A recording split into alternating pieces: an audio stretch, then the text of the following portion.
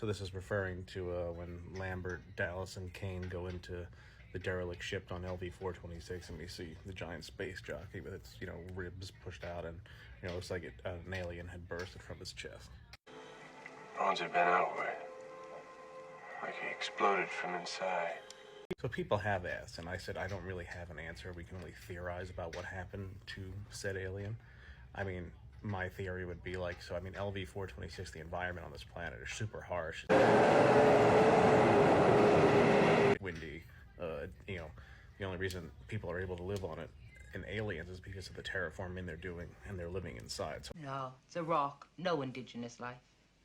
I don't think it would be, as an organism living outside, I don't know if it would go well for you on that planet. And, aliens, xenomorphs are very resilient, so I'm sure it could survive, but it could also just get killed by environment, which is a non-fun theory. Other commenters have said, I forget who they are specifically, but their theory is that the alien that burst from the space jockey is the queen we see in Aliens. And she kind of went into like a hibernation until people were, there to basically, lay face-hug for eggs for her. But we also know there's already eggs on that ship as well, so that theory might not hold water. Otherwise, it could just be like a lone xenomorph just roaming the planet by himself, kind of like Cormac McCarthy's The Road, just hanging out, doing xenomorph things.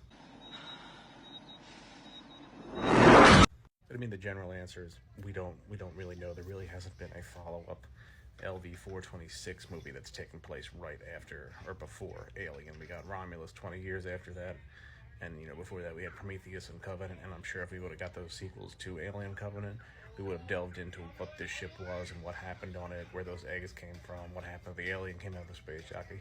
There's a bunch of questions in this universe that remain unanswered, but there's theories, yes.